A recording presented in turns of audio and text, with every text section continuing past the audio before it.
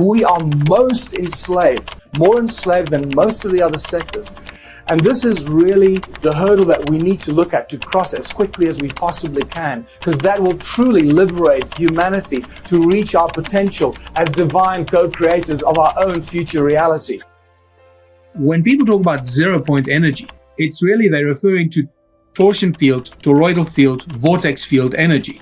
That 0 point at the center where the toroidal fields meet from the top and from the bottom, where they meet in the middle, where the vacuum, the cone-shaped energy vortexes in this way and the vortexes in the other way. They spiral in opposing directions, creating this beautiful balanced toroidal field. And where they meet, that is what's often referred to as the 0 point, or the infinite density of the vacuum, as Nassim Haramein has been calling it for many, many years now. And that in there lies the beautiful, simple solution for the infinite source code of energy that make up the universe around us and the universe within us, that 0 point energy. And let me specify here, the infinite density of that 0 point, from which all matter, seen and unseen, comes and manifests into the visible and the invisible through resonance, vibration, frequency, and ultimately manifesting into these beautiful balanced toroidal fields.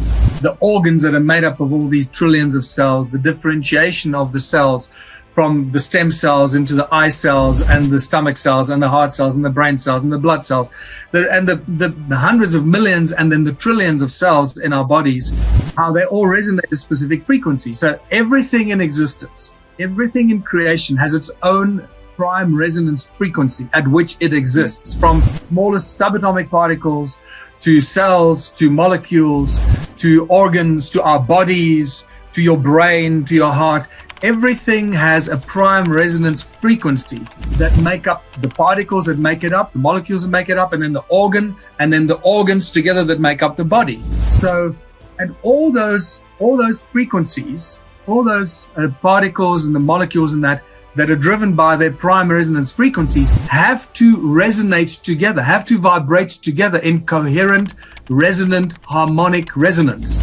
Otherwise, they're in dissonance, they're in dis-ease. Dis-ease means disease. So we get sick. So if we don't resonate naturally with the environment around us, that means our bodies are constantly under attack, and our cells, our organs, and our bodies are being destroyed and are constantly in a battle against the frequencies from around us, the electrosmog, the cell phone, the computer, the TV, the cell phone towers. All those frequencies are not good for us.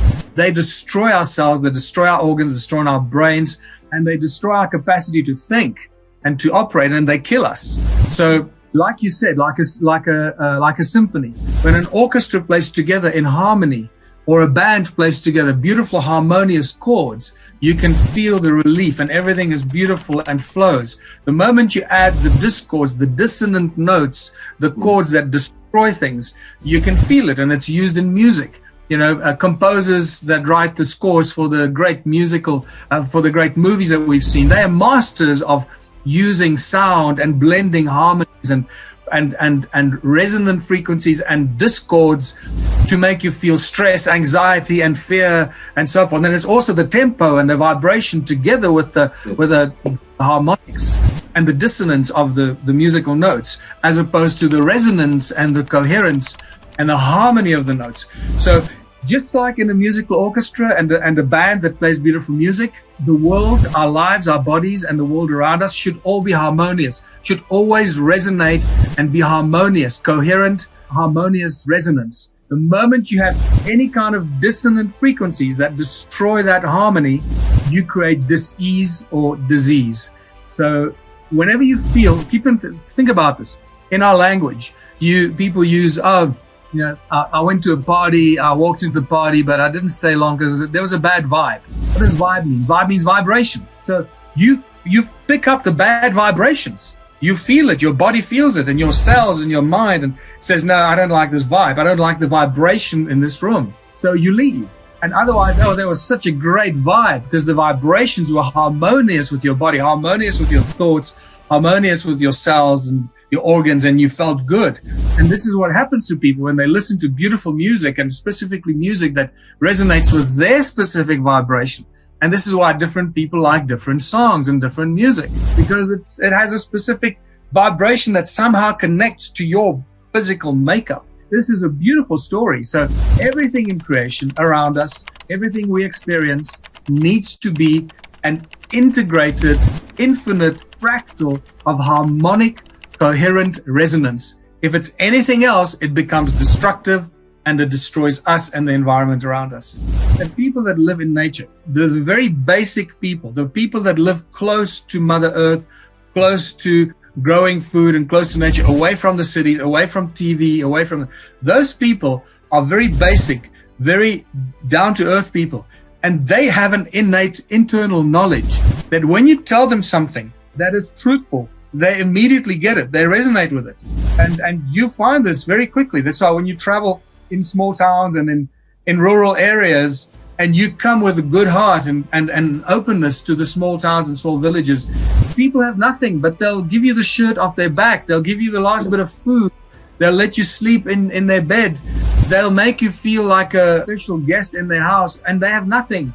These are the poorest people that live close to Mother Earth that'll share everything with you. While the opposite is true in the cities, the big cities of the world. We don't trust anyone, be scared of everyone and so forth.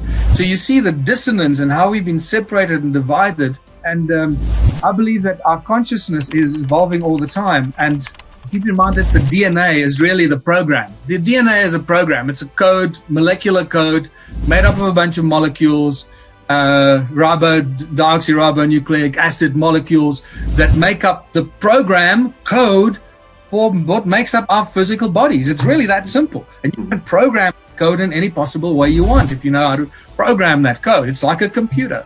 It's a very advanced computer that can create. Remember that the DNA has the capacity to create stem cells. I mean, it's insane. And the stem cells then turn into any other cell in your body. So the power of the DNA is almost infinite. I would say infinite, but it's probably not. It's almost infinite. So as we think good thoughts and positive thoughts and any thoughts, those thoughts go into every cell of your body. It goes into every atom of your body. It goes into every DNA molecular structure of your body, every DNA strand of your body, in the nucleus of every cell. And those thoughts activate and affect the DNA, those frequencies of your thoughts. So if you're thinking negative thoughts all the time, your DNA is programmed and starts to vibrate with negative stuff, and the cells are programmed like that. If you think of harmonious and positive and abundance and prosperity for everybody, your body then and your DNA starts to get programmed with that kind of thinking.